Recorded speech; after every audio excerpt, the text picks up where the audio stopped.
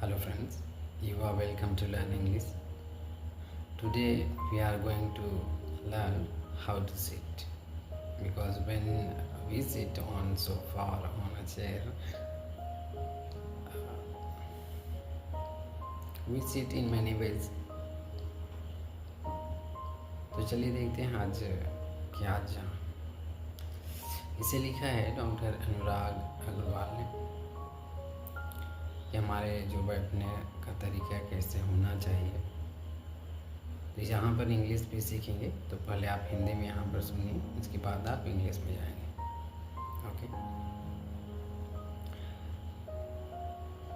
कुर्सी या फिर सोफे पर बैठने का जो तरीका है, आप कई तरीके से उनका एक रहता है, कई तरीके से आप बैठते हैं, पर अगर लगातार डेली अगर वही प्रोसेस रहा तो आप जान सकते हैं कि क्या प्रभाव रहेगा, वो अपना असर दिखाएगा।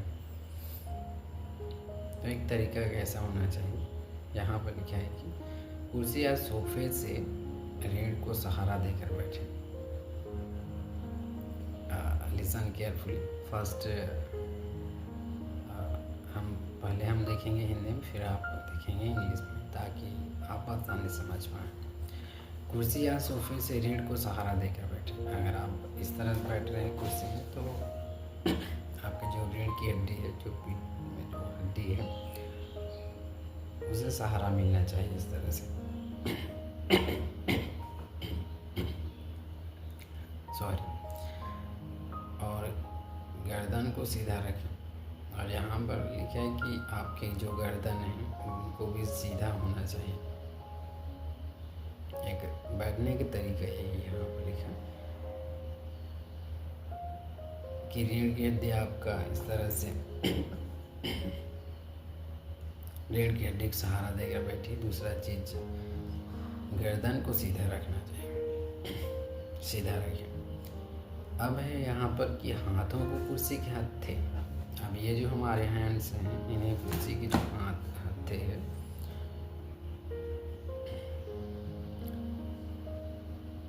या फिर घुटनों पर रखें। इसे या तो आप हत्थे पर रख सकते हैं इस तरह से, जो कुर्सी के जो हाथ रखने जो बना हुआ है उसमें रख सकते हैं, या फिर इसे आप अपने जो अपने घुटनों पर रख सकते हैं इस तरह से। ये बेहतर तरीका होता है बैठने का। और सबसे ज़रूरी बात, अपने पैरों को ज़मीन से सटाकर इस तरह रखें कि 90 डिग्री का कोण बने। अब मोस्ट इम्पॉर्टेंट बात ये यहाँ पर लिखा कि आपके जो पैर हैं वो ज़मीन से सटे हों, और सटे होना चाहिए पहली चीज़। और फिर 90 डिग्री का कोण बनना चाहिए। 90 डिग्री आप समझते हैं ना।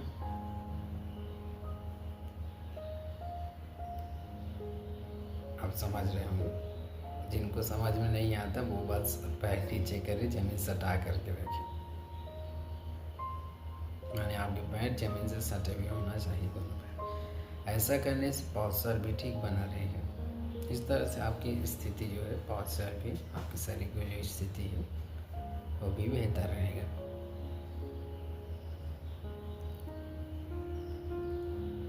वजह क्या होता है कि एक दिन लगातार आप उल्टा पुल्टा बैठते हैं। जैसे उल्टा पुल्टा अगर आप सो रहे हैं, सोने का भी अगर तरीका ठीक नहीं है, तो आप जानते हैं कि गर्दन का दर्द या फिर गर्दन में जो भी है, इस तरह के आपको बहुत से चीज़ों का सामना करना पड़ता है। इसलिए इनको जरूर ही याद रखिए।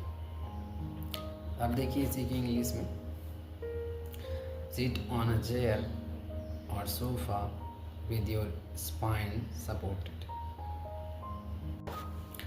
तो इस तरह से यहाँ पर दिया है, सीट ऑन अ चेयर और sofa with your spine supported, माने आपका जो रीढ़ की हड्डी उसे सपोर्ट मिलना चाहिए इस तरह से। And keep your neck straight, आपकी जो गर्दन है उसे स्ट्रेट होना चाहिए, सीधा। कीप योर नेक स्ट्रेट, उन्हें सीधा रखें। Keep your hands on the chair handle, और आपके जो हाथ है उसे चेयर के ये जो हैंडल बने हुए उस पर रखें इस तरह से, या फिर आप रख सकते हैं और नीज या फिर आप घुटनों पर रख सकते हैं इस तरह से।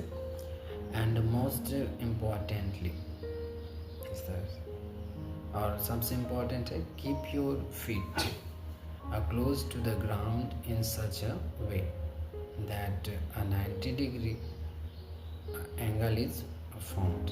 और इस तरह से आप अपने पैरों को भी, सबसे इम्पॉर्टेंट थिंग यही है कि आपके जो पैर हैं वो नीचे ज़मीन से सटे हुए हों, to the ground in such a way that a 90 degree angle is found, कि 90 डिग्री होनी चाहिए आपकी जो एंगल है पैरों का।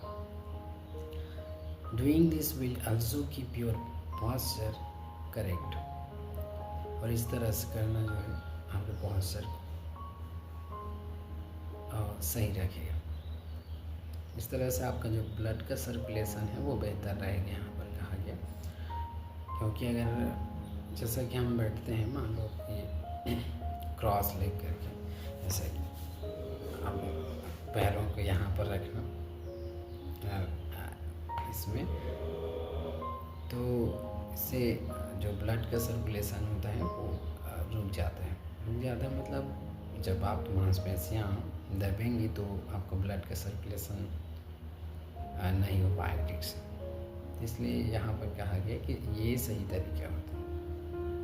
तो चलिए ठीक है, इंग्लिश जो लिखा हुआ है इसे 1-2 बार ज़रूर पढ़िए, और क्योंकि इसमें आपकी पढ़ने से टाइम की बर्बादी नहीं होगी, इसे ज़रूर पढ़िए।